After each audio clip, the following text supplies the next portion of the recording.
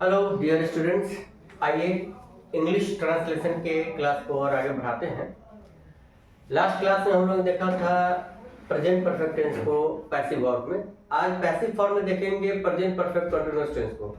हालांकि अगर आप बात करेंगे कि changing from active to passive, तो वहां पर प्रेजेंट परफेक्ट कंटीन्यूअस टेंस नहीं होता है, लेकिन फिर भी हम लोग देखते हैं कैसे क्या होगा। आइए कैसे प्रेजेंट परफेक्ट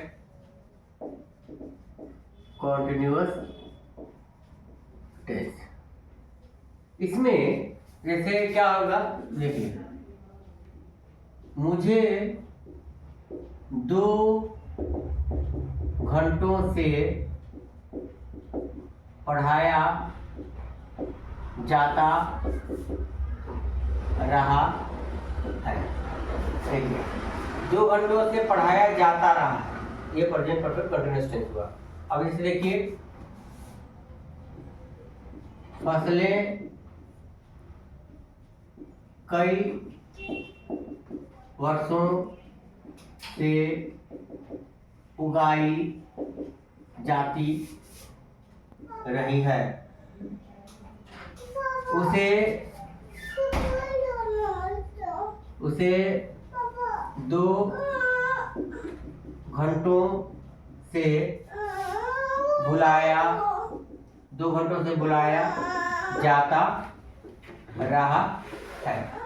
इन तरह के सेंटेंसेस में क्या करेंगे हम कि इसको स्ट्रक्चर देखिए। आप इसका स्ट्रक्चर क्या होगा कि सब्जेक्ट के हिसाब से आप हैव या हैव का प्रयोग करेंगे। हैव के बाद आप परफेक्ट टेंस के कारण बीन लगाएंगे और कंटीन्यूअस टेंस के कारण बीइंग लगाएंगे। देखिए परफेक्ट टेंस को पैसिव फॉर्म में बदलने के लिए बीइंग का प्रयोग करते हैं और कंटीन्यूअस टेंस को पैसिव फॉर्म में बदलने के लिए बीइंग का प्रयोग करते हैं। तो यहाँ परफेक्ट और कंटीन्यूअस दोनों है, इसलिए बीइंग और बीइंग दोनों का प्रयोग करेंगे।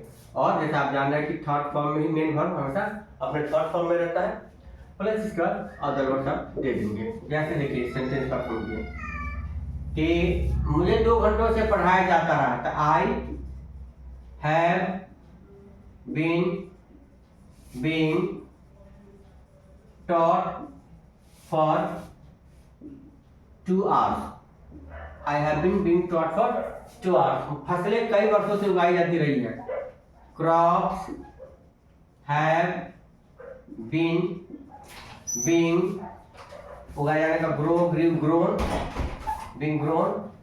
for many years. उसे 2 घंटों से बुलाया जाता रहा है।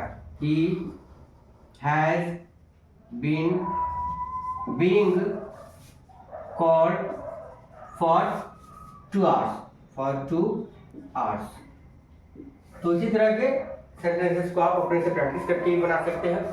और मार्केट में कुछ बुक्स अवेलेबल है ट्रांसलेशन के, आप उससे भी एक्सरसाइजेस बना सकते हैं इन तरह के स्ट्रक्चर पर बेस्ड सेंटेंसेस के लिए। तो इस वीडियो को ज़्यादा से ज़्यादा लाइक करें, शेयर करें, सब्सक्राइब करें। All the best, thank you.